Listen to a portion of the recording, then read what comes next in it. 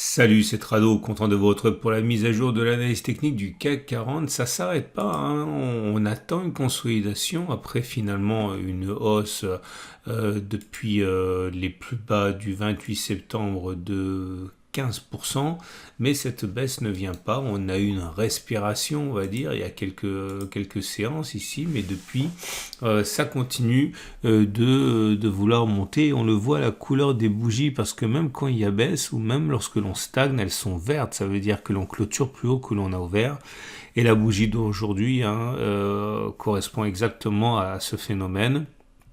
Et malgré une hausse assez modeste de 0,39%, il faut bien comprendre qu'on était à moins 0,6 au pire de la séance, donc il y a une pression haussière.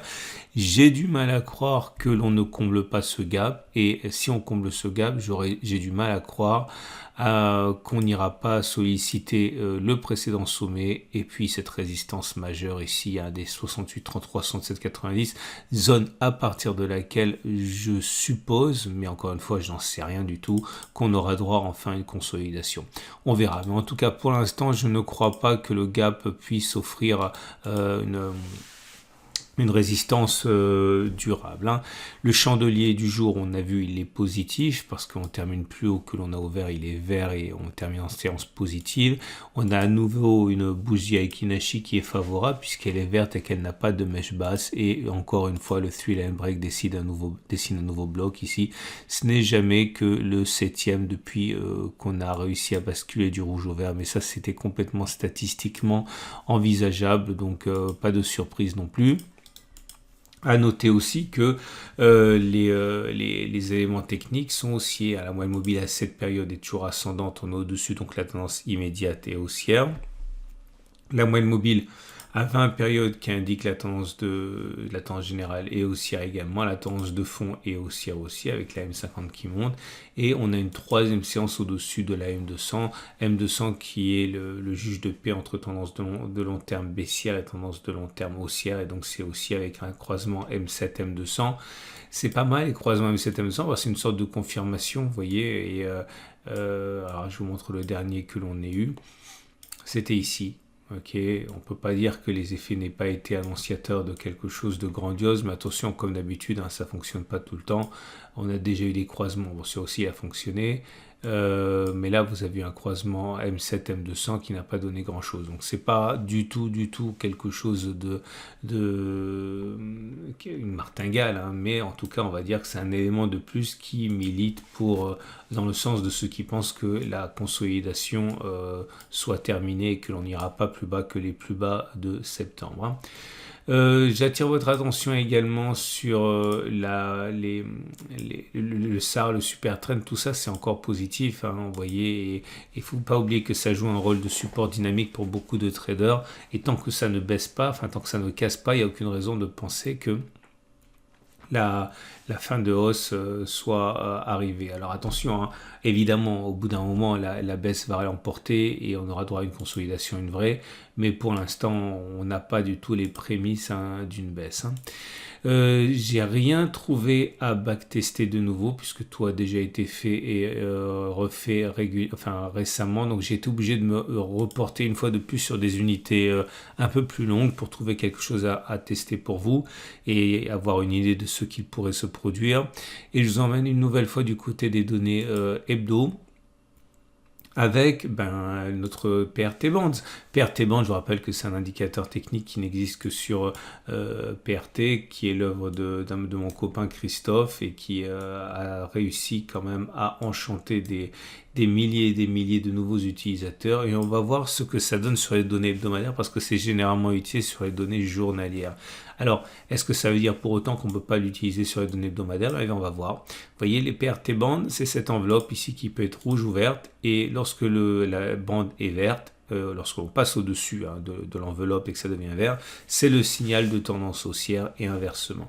Regardez ici, inversement, ça veut dire que c'était vert. On a clôturé en dessous de l'enveloppe verte, c'est donc devenu rouge, tendance baissière. Et là, vous voyez que depuis la semaine dernière, c'est vert. Alors on va voir si on aurait pu gagner de l'argent avec une stratégie qui consisterait simplement à acheter lorsque le signal est donné, c'était la semaine dernière, hein, et sortir lorsque la tendance s'inverse. Et ça s'est produit pas énormément de fois, puisque c'est les données hebdomadaires et que le CAC 40 est un indice jeune. Ça s'est passé 20 fois. Et regardez ce qui s'est passé. Donc là, ça a très bien fonctionné. Vous voyez, on rentrait sur cette bougie-ci, on sortait sur cette bougie-là, ça fait 12,7%. Avec au mieux quand même 37%. Donc on a perdu les 2 tiers de la performance en utilisant cette stratégie, mais c'est pas grave, c'est juste pour vous montrer. Ici, pareil, vous voyez, on est rentré ici, on est sorti là. Seulement 2,8%, mais on a fait jusqu'à quasiment 20%. Hein. Donc il est clair que la stratégie que je vous propose maintenant est une stratégie qui est loin d'être optimale. Hein. C'est vraiment si vous n'avez pas de temps. Regardez, on est rentré ici, on est sorti là, on n'a fait que 5,2%, alors qu'au mieux on a fait 24%. Là, c'est notre premier échec, comme vous pouvez le voir. Hein. C'est important de savoir que rien ne fonctionne tout le temps. On rentre ici, on sort là, ça fait 3,7% de baisse. Je vous laisse regarder les plus belles progressions. Vous voyez que les progressions baissières sont assez faibles, hein, les baisses, hein, je veux dire. Là, pareil, hein, c'est assez symptomatique d'une mauvaise gestion de sortie, puisque vous voyez, on est sorti avec plus 5,6%, alors qu'au mieux, on était à 35%. Je suis en train de vous dire que si vous voulez utiliser les PRT Bonds, il est important d'envisager une sortie progressive petit à petit afin de bénéficier d'un peu mieux quand même que la sortie que je vous propose. Regardez ça, hein. C'est une progression qui en tout a fait jusqu'à 98% et finalement on ne sort avec que 72%. Et puis là les petites baisses, hein, qui arrivent. Enfin, pas les petites baisses, hein, les trades perdants. Regardez, ça c'est de toute beauté, pareil. Hein. Je sais, je me répète, mais parce que en même temps, je vous alerte sur l'impérieuse nécessité de prendre vos profits régulièrement sur cet indicateur technique et sur d'autres stratégies. On a fait 35%, mais au mieux, on a fait 65%. Donc, et puis là, je pense que c'est le record que l'on a eu, puisqu'au mieux, on a fait 130%, et finalement, on termine avec 58%. Ok ? Donc, voilà ce que ça donne. On est arrivé au début de la création du CAC 40 et en fait, ça fonctionne une fois sur deux. Vous n'avez qu'une chance sur deux de gagner de l'argent avec cette stratégie.